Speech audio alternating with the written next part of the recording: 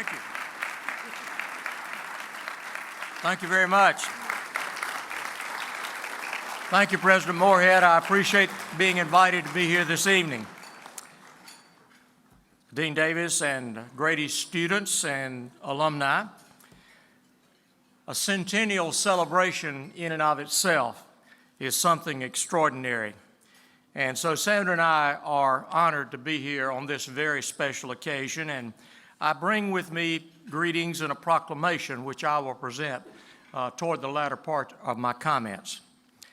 Tonight, Sandra and I are obviously surrounded by Grady people.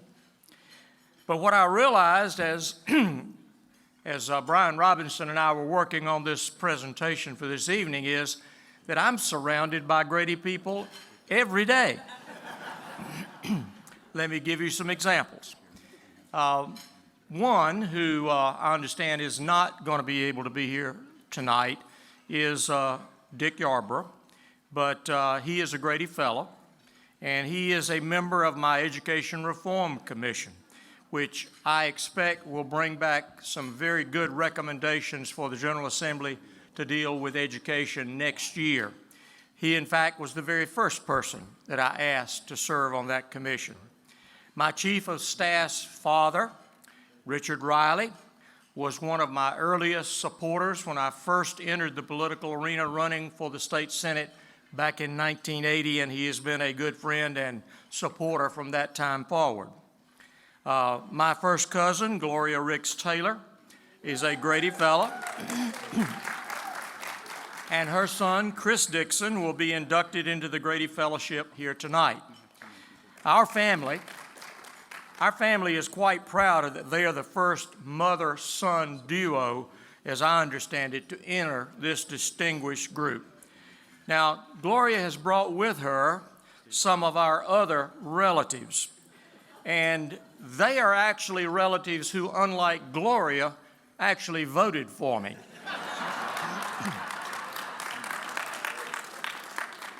Gloria and I decided a long time ago that we would not discuss politics at family reunions. But I have noticed that Gloria's viewpoint is also shared by some of your other alumni with whom I come in contact, especially in the Atlanta media. So, Dean, I'm a little concerned about some of the things that you're teaching here. And outside of my immediate family, there's one person who asks me more questions than anybody else that I can imagine, and that is one of your alumni, and that is Greg Bluestein, who covers the governor's office for the AJC.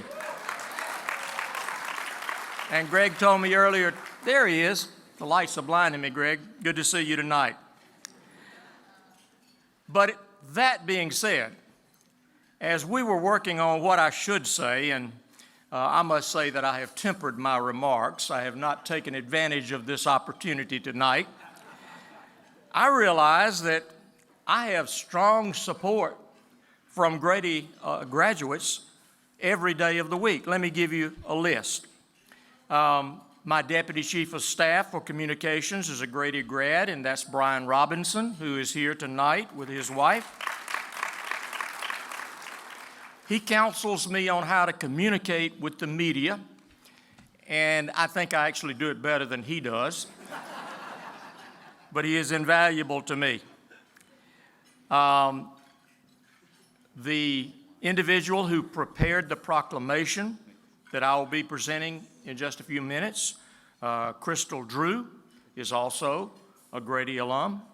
My scheduling individual who handles all of the details, and I can assure you that may not sound like a big job, but in this office it is one of the biggest and most important jobs that anybody has, and that's Courtney Brown, who is a young woman who has been my scheduler now for several years.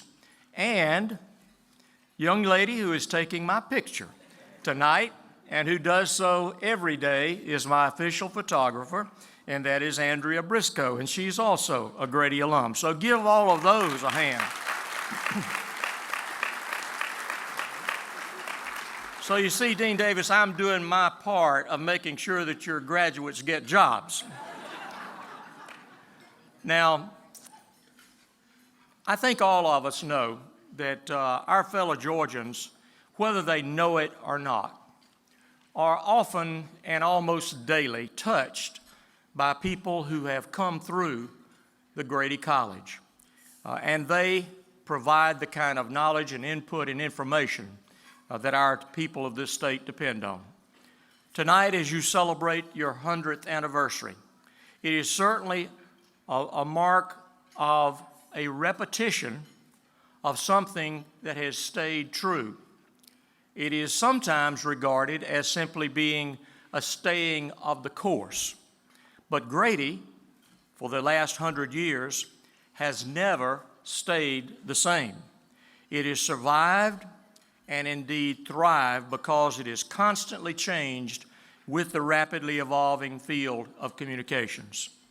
Gloria and I had an uncle, he's passed away now. His name was Leo Mallard. He was a 1929 UGA graduate and was the longtime editor of the Covington News. If you had told him that people would one day read the news on their phone or on something called Twitter, he'd have probably thought you had lost your mind. Now, in hindsight, I sometimes think the same thing, but for a very different reason. But I think that as we embrace change and as Grady College has embraced change, we have seen advancements, and I believe in looking at the history of Henry W. Grady, that is what he would want in a college that bears his name. For he was the prophet of the New South. He preached progress and new technology, and this college has embraced that legacy. The current students that are here are learning well about the changes and the challenges that you alumni have already encountered in the communication fields. You know, when I grew up and when most of you grew up, you could count on one hand the media outlets that were available to you. If you needed to communicate a message or to advertise a product or get information, there weren't very many options. There were literally today thousands of choices for both the purveyor and the consumer of communications. As an elected official, these changes have dramatically affected how I communicate with my constituents since I was first elected to the state Senate in 1980 and then to Congress in 1992. Back in those days, if you had a message that you wanted to get out to the public, you either did it on a local television station or a local radio station, or you got it in the local newspaper. And that was about your only choice. If you didn't make it into those venues, you either had to buy it in order to be able to get a message out. But as all of us know, that has dramatically changed. Today, there is no way that I could get a message out through just a few outlets to 10 million Georgians. But we do have ways of doing that. Let me share a few of these with you. As you know, local television competes against hundreds and in some cases, I believe even thousands. Sandra accuses me of just being a channel switcher. Well, there's so doggone many channels out there, most of which I have no interest in whatsoever. And I'm a constant channel swapper. But the choices are out there. The radio stations are having a very tough time surviving. They have had to change their formats significantly just to be able to stay in business. And of course, newspapers are also fighting to adapt to this new reality of alternative means of communication. On the flip side of it, though, however, from a politician's standpoint, there's no group of editors or news directors that can prevent me from communicating through a mass audience that constitutes those 10 million Georgians. Let me give you an example. Nearly 170,000 Georgians follow me on Facebook. Some of my posts reach more than 130,000 viewers.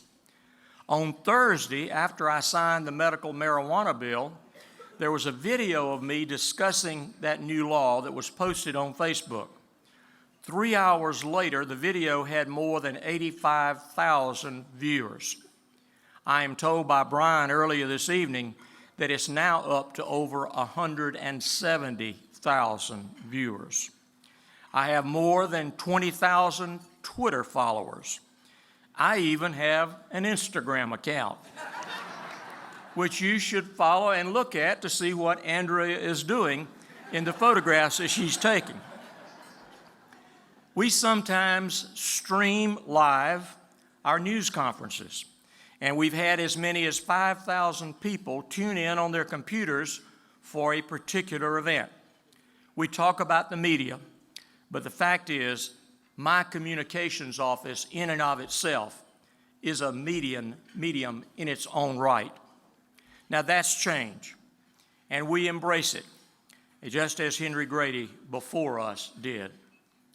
The South eventually adopted his vision, though there were some who met it with resistance because they said there are winners and losers in the process. And in today's changing communications field, there are also winners and losers. It is the creative destruction of capitalism. And at the end of the day, there will be more winners than losers. Just as my Uncle Leo never foresaw something like Twitter or blogs, today's Grady students will one day be using mass communication tools that we can probably not even dream about today. But Grady's embrace of change hasn't just affected how we consume information. It has the power to change how we view our world.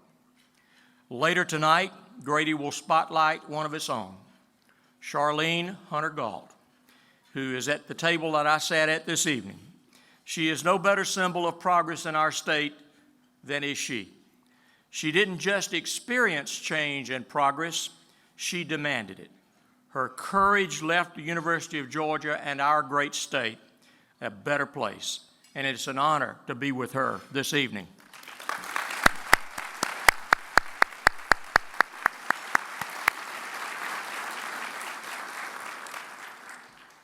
But even as we adapt to change, I hope there are some things that the Grady College will continue to teach our future communicators, and that is the importance of objectivity, of fairness and accuracy, and guarding against sensationalism. With the balkanization of the media, we Americans can choose our own news sources and thereby increasingly have the ability to choose our own facts on which we act and which we believe. This endangers our democracy, and it continues to polarize our electorate. That is a dangerous trend, in my opinion. Now, I have faith that in this audience tonight, there are young students who will accept the responsibility that they have to educate and to inform their fellow Americans. As the note above the door heading into Grady College building says, they are indeed democracy's next generation. So thank you this evening for allowing me and Sandra to be a part of this very significant program.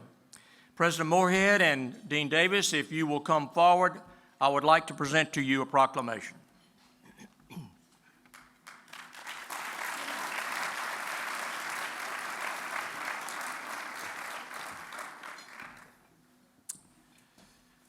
As governor of the state of Georgia, I present to you a proclamation that signifies the excellence of education that has been embodied in the Grady School for now 100 years.